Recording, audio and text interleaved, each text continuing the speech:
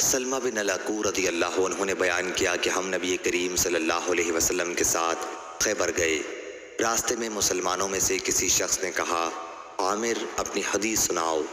وہ حدیث پڑھنے لگے اور کہنے لگے، خدا کی قسم اگر اللہ نہ ہوتا تو ہم ہدایت نہ پاتے۔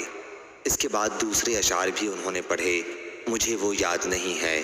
اونٹ حدیث سن کر تیز چلنے لگے تو رسول اللہ صلی اللہ علیہ وسلم نے فرمایا کہ یہ سواریوں کو کون ہنکا رہا ہے؟ لوگوں نے کہا کہ عامر بن الاکوع ہے۔ حضرت صلی اللہ علیہ وسلم نے فرمایا کہ اللہ اس پر رحم کرے۔ مسلمانوں میں سے ایک شخص نے عرض کیا، یا رسول اللہ، کاش ابھی آپ ان سے ہمیں اور فائدہ اٹھانے دیتے۔ پھر جب صف بندی ہوئی تو مسلمانوں نے کافروں سے جنگ کی جو خود ان کے پاؤں پر لگ گئی اور ان کی موت ہو گئی۔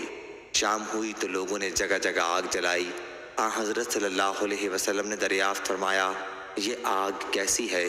اسے کیوں جلایا گیا ہے؟ صحابہ نے کہا کہ پالتو گدھوں کا گوشت پکانے کے لیے۔ حضرت صلی اللہ علیہ وسلم نے فرمایا، جو کچھ ہانڈیوں میں گوشت ہے اسے پھینک دو اور ہانڈیوں کو توڑ دو۔